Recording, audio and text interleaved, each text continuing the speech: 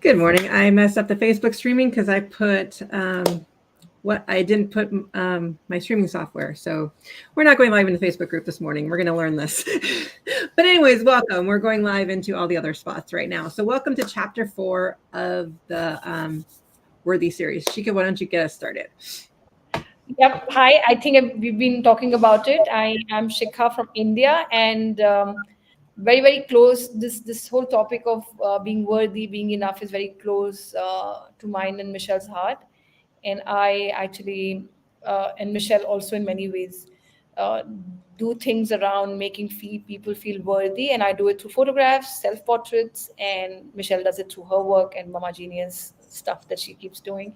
So that is up to Michelle, and she'll introduce. But this fourth chapter was like something, Michelle, that was very close to my heart, and uh, it reminded me. It seemed like I was reading my own stuff. Of course, not the same incidences, but constantly choosing the bad option so that you can feel worthy was something that I was like, wow, like of course, I've resolved it. I've come a long way, and I am very far from it. But it did take me back to my childhood options, my teenage options, knowingly taking options where the danger part sounded safer than choosing the safer option, which sounded, as if I'm feeling very small between people who are sane and safer. So constantly choosing the path where danger would be lurking around was somehow some things I was doing. And then when Jamie said, "Oh, my parents don't know," probably many people around me also don't know that I was constantly choosing that. So this chapter really hooked on to my attention that to be able to feel worthy, you can go to extents of putting yourself in danger and keep choosing the something that is not meant to serve you in any way, and then keep suffering into that circle and keep slipping in back till you really really really have to understand that you are associating your worthiness with situations that are not great, but just because validation is coming, attention is coming, people, you feel seen, you choose that. So what's your take on that particular part? That's what stood out for me in this particular thing. And of course, we talk about the greatness, but I was like, wow, she's talking directly to me when she's talking that. Well, My young. I want to start by reading just like this first paragraph that she even puts out that there are so many reasons why we doubt our own greatness. Some taught us to be, some taught to us, and some we invent. We believe other people have special talents and gifts, but not us. We believe success is something that happens to other people, but not people who we've made the kinds of mistakes we have a past like we do, religious background, etc. And it's so true that we think that other people should have the greatness. And even the other people who are in that greatness that we see are having these same thoughts within them. And we keep having these feelings of unworthiness and of Yeah. not feeling that. And I just love how she just calls this whole chapter the greatness within, because each one of us do. And I think that's what really draws me to this as well, especially with what I want to do with calling it in a way the own greatness inside is what I call mama genius, is that we each have that inside of us. We have that gift that we feel alive when we're doing it. And for me, learning like I given that example in the past of like trying to do a blog versus the podcast, like I was pushing up against the wall. It just didn't feel right. And as soon as I picked podcast and talking, and like never thought that that was what I was afraid, and thought I wasn't good enough to actually have those conversations. But then once I did it and set forth, before I knew it, I was supposed to have 30 blogs in 3 months, 50 blogs in 3 months. I had 50 podcasts posted in 4 months without even realizing it. Like it just happened without even trying. And I think that's what it comes down to, is when we really step into what we're supposed to be doing, that actually speaks to our soul. I love how she said that, like a lot of things will give us confidence, but when we're actually doing something soulful or purposeful, then we really propel forward in whatever that we're doing. Oh yes, oh yes. And because I am I love storytelling method, and I love her storytelling method and associating with her real life and the way she's put the story, and and I just love this quote that she's put also, which in the quote, it's not her quote, but We must stop asking people for direction to places they've never been. My God, then like I was like, yes, and this chapter it resonated with me because every time I come up with an idea, I always get somebody raising their eyebrows and saying, "What is that?" and how does it make sense. And even sometimes when I'm talking about self portrait, you've done the self portrait, the first reaction is, who has the time for this when there are bigger problems, without realizing that how this whole self-portrait process is actually solving the biggest problem, which is coming from within, of showing up, of confidently embracing yourself, and so when she's saying that asking for permission from people who never been there, who don't know what it is, that validation is not needed really for doing the things we need to do. And it happened in many ways, it happens in, and I love her honesty, the way she's shared her experiences, various experiences, with so much honesty so that everybody could relate to it. And the fact that, you know nobody else decides how we do things when it speaks to our heart totally. And I've been remembering, I don't know why I'm remembering it after 3 years. I remember being in a coaching program, and it was the last day of my coaching program, and I told the coach, she was like, why are you, I said, it seems my camera is going to be shut for a very long time now, because I'm stepping into something else. And I remember that incident, the place I was sitting, what I was saying, and I had tears in my eyes, and I'll have to shut my camera. And last years, I've been dedicating myself to bring this whole thing out, the book, the portrait course. But what happens when I saw a photographer doing an exhibition of her work with around children? It's called Unsupervised or something like that, if I'm forgetting. And my whole shiver went down my this thing, because you were just speaking, when we do something, Did we lose you? There when we we are. speak to some, that's okay. So, like, our work, whatever speaks to our soul, it will give us all the information needed in our heart, in our bodies, in our vibration, that's what we need to do. And that's the only validation we need, and not from outside. Is it right? Is it wrong? Is this price okay? Is this not? Are we going up? Are we, like, what feels right and settles us in is the right thing. At that time, photography was something which settled in. The minute I left, I said my camera would be shut for 3 years. It's been 3 years. I've not really picked up my camera to do shoots. And I think the time has come back to pick up the camera. So it'll just maneuver you, because you're taking validation from what your soul needs, not from, like, 3 years. What have you been doing, Chika? I've just been talking to women across the world. For what? I don't know. Just talk across to women across the world. That's it. That's all. Yeah. Writing a book, that's it. So that's where I like her fact. And when you were saying that, speak to your heart, and it just that's the validation we need, girls. Whoever's watching, we don't need any more validations from anyone, and we will find the people on the path. And I am really cheering up Michelle for her upcoming festival as well, because she's chosen a path again, and I'm just like looking at her, cheering her up, because really it's not only speaking to her, it's speaking to me, because I can feel your vibration with your festival as well, Michelle. So yes, this book is at the right time, keep reminding us when we are moving ahead. What else speaks to you in this book, Michelle? Well, I first want to, Nicole commented in the Facebook group, she put, when you're in alignment with what feels good, it generates an enthusiasm and a level of excitement that makes it more fun than hard. And that's so true. I mean, when we're actually realizing what it is that our soul, our genius is supposed to inspire in this world, and we come into it. Now, I'm not saying that that's easy, and that's what this book is all about, because it is hard. I mean, my husband the other day was, as we're talking about this festival, is like, I look stressed by what was going on. He's like, keeps checking, and he's just like, this is exactly what you wanted. And I go, yes, I want to bring all these speakers together, and I want to create this platform. At the same time, it's like, okay, it's a lot. Like, and taking the deep breaths and still doing the self-care along the way, because all of a sudden it's just like, I'm doing this, but like, can I do this? And you have those doubts in your mind. That's when you come back to her words, because when she says, we all find fulfillment through the growth in ourselves and the contributions to others. We want Yeah. to feel enough and loved. And we're on a lifelong quest towards believing we're worthy of both. On a journey towards worthiness is always unfolding. It's a lifelong voyage.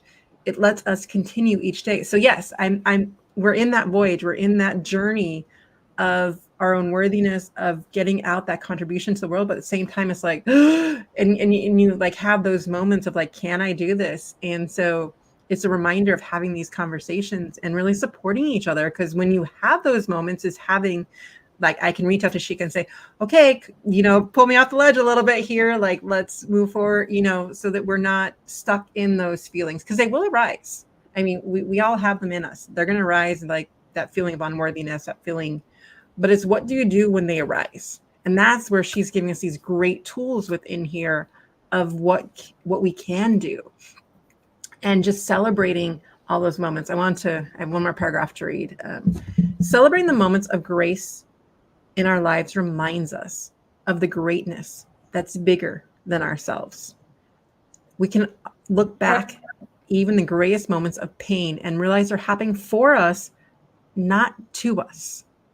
They're steering us on the path that we're destined and helping us to build resilience and strength to carry the callings of our lives, reminding us of the greatness within. And I feel that's exactly where I'm in right now is this is my calling to get this out there and really support moms in this. But at the same time, it's like, it's a big undertaking and you can't do it alone. And so she could always love her. She's reaching out like, what can I do to help you? What can I do to support you? And it's when we grow those nets of women supporting each other that we can make these happen. And remembering that we don't have to do it alone. And that's the beauty of finding the group or the support that you need in making these messages, these intertakings happen. Because we want to support each other. We know that this is beneficial for all of us. As you said, as you were just saying with the self-portrait deep work, like we're too busy for it, but that's where it starts is seeing that worthiness in all of us, in our own self, to get our soul message out there and understanding what that soul message is, which when we hide in the busyness of just activity or achievement, we miss that. And I love how she explained in there her dad telling her when she had that job at the health club and she was making really good money and she didn't even have a college education yet. And he was like, just stay with the job, that's good enough. Like you're getting the money, that's all. But her heart, her soul was saying, yeah, it's success to the outside, but it's not to me. And that's where the support comes in, is figuring out what is that genius, what is that inside of you that you want to get out, and how do you do that? Yeah. And another thing that speaks to me in this book is um, that validation can easily be confused with love. And I felt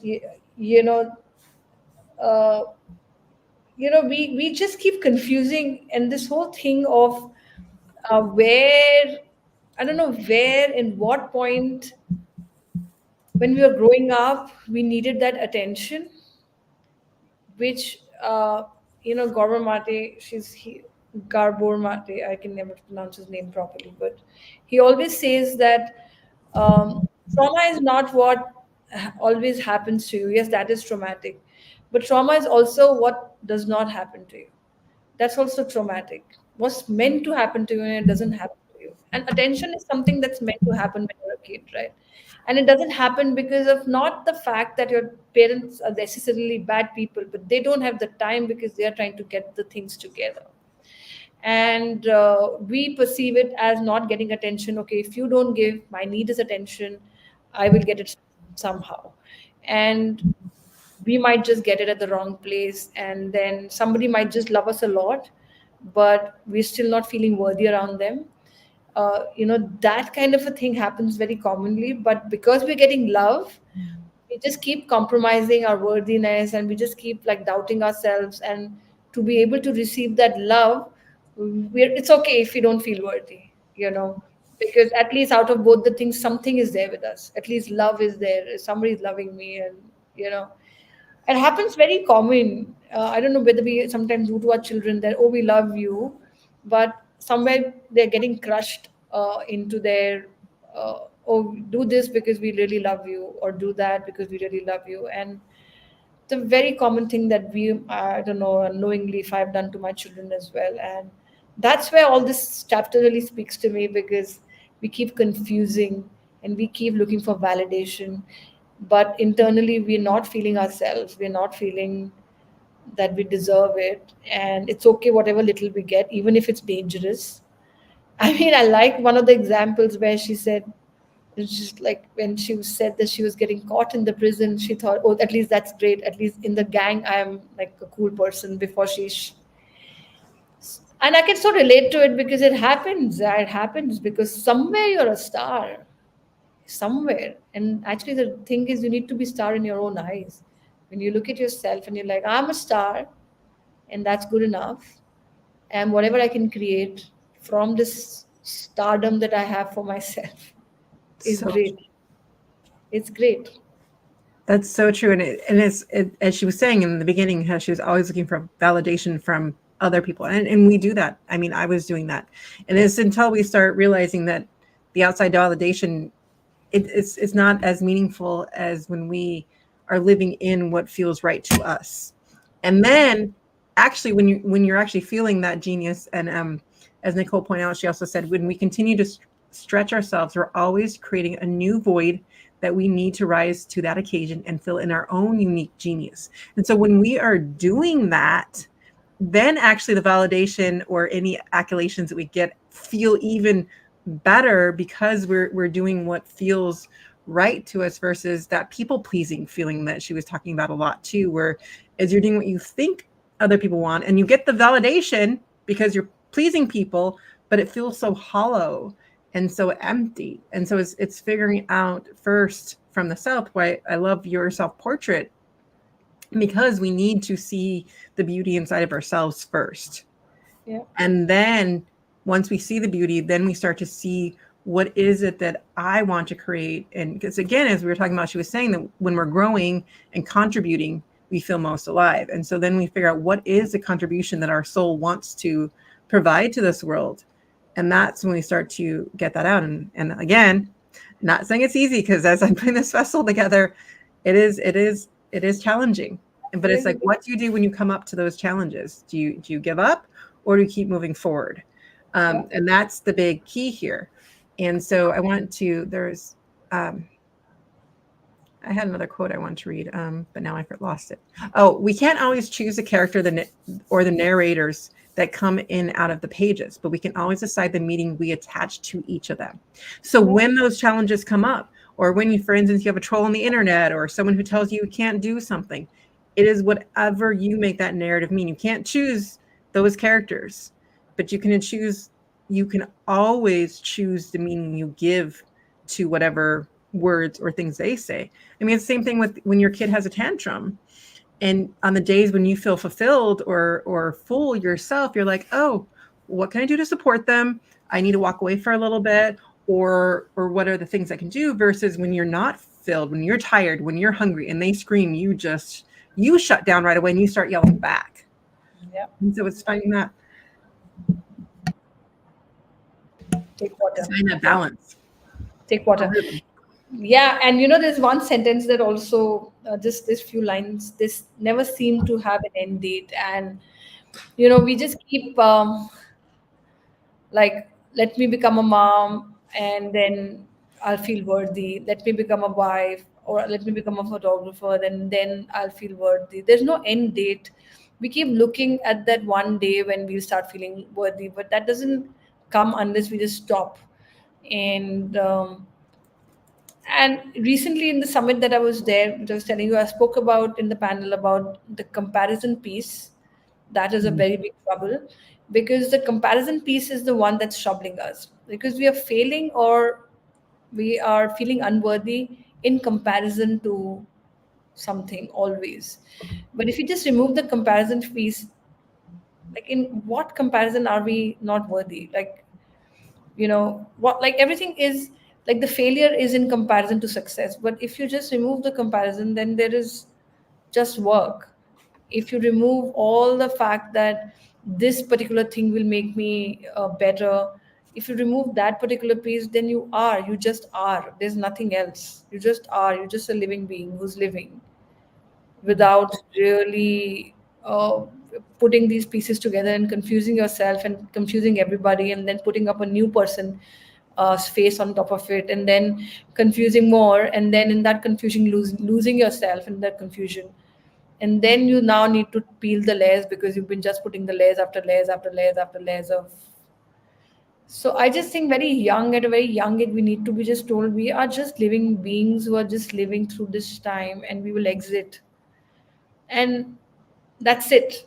In that, if the poem that I always say is that poem that written by Sadhguru saying, if I saw a flower, I thought it was living.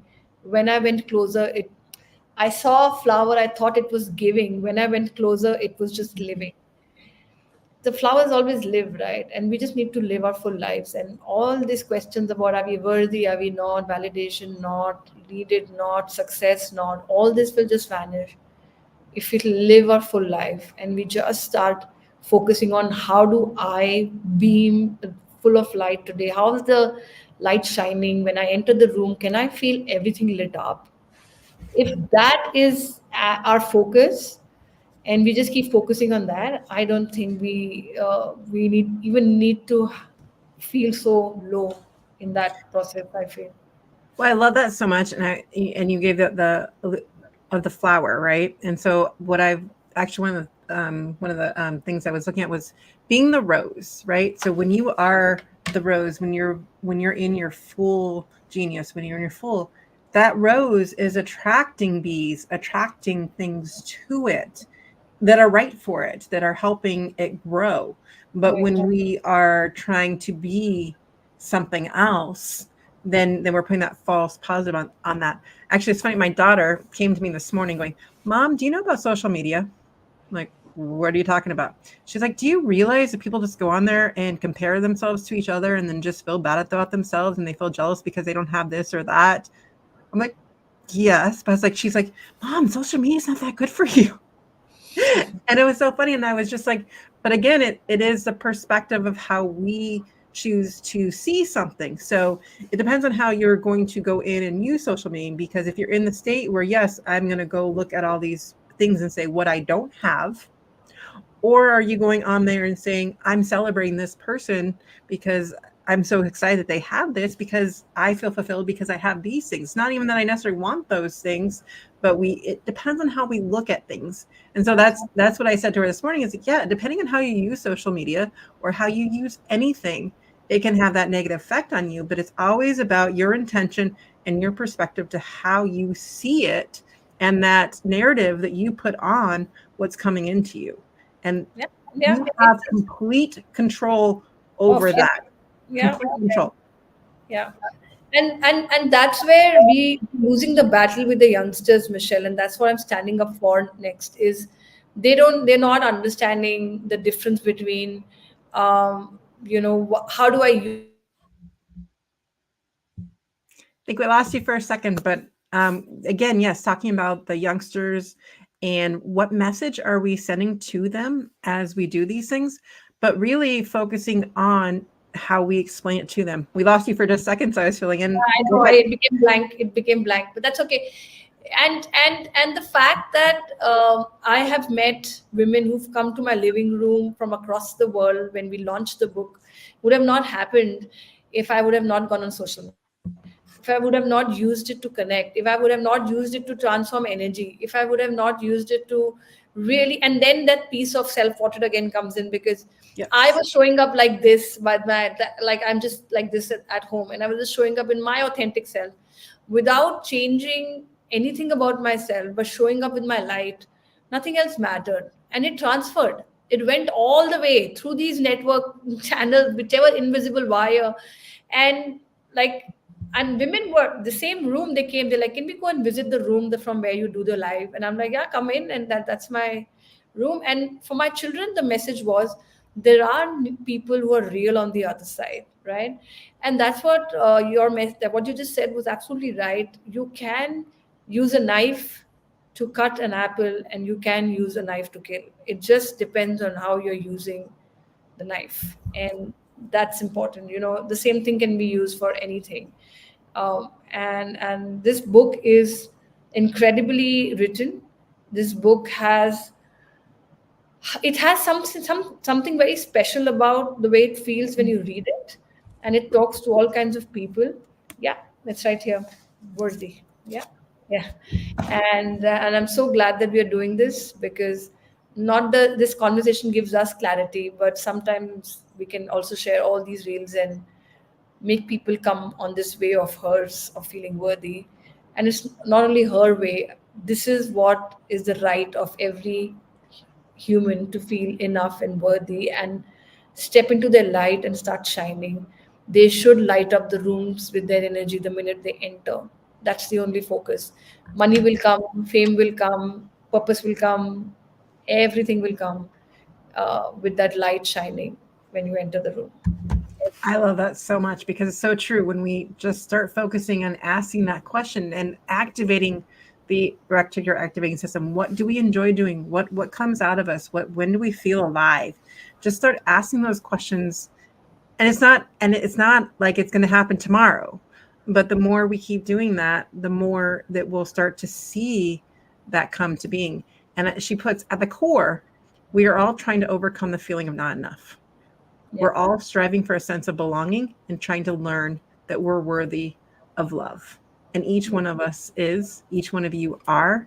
We already are love. It's more accepting that in who we are, and feeling that worth. And once we start opening up and doing the things that we enjoy more, it starts to become even more obvious. We become the rose that is attracting whatever we were supposed to attract in the first place. Right. Absolutely. We all have that greatness within. Is the chapter. We all have it. And nobody can tell us you have it less and the other one has it more. It's all there in its unique way. It will shine. Just pay attention, put your focus back at where it's required, and everything else will melt, everything else will dissolve. Nothing will survive in your aura if your focus is to shine, to speak from your heart. And I always say three brains connection: your gut, your heart, your head. If all three are aligned, there's no way we can lose the path and not be on the right path. So that is the focus we all should keep on. And we're cheering you up for your upcoming festival, Michelle. Absolutely amazing that I'm part of it. But more than that, there are so many other speakers who've joined in, and each one of them is joining like a chain now, so that somebody sitting somewhere feeling I can't do it, I'm not worthy, can start feeling worthy with the energy of these combined speakers that are coming up. So absolutely amazing, and we will come live again if you have time next week, because your festival is starting soon. But this helps to elevate ourselves and the other as a reminder that we all are worthy. Yeah, we'll still come live, and we'll try to do make sure we stick to before the 9:00 time when speakers may start coming. But again, if you have any questions or want to check it out, it's mamageniushub.com/festival 2024. You can see if you want to become a speaker, or if you want to just come. Everything is going to take place in the Facebook group. So all you have to do is become a member of the Connecting Mamas Igniting Genius Facebook group, and everything will be in there at your schedule, at your way that you want to participate. And I'm sure the notifications that come up will just speak to what you as a mom need to make sure you're living in your genius and inspiring your kids to do the same. And on that note, yesterday, my son actually spoke at a summit. He's only 13. He spoke at the Voices of Hope Summit about the Hope and Family Meals. Wow. And that's what it is about, inspiring the genius in each of us.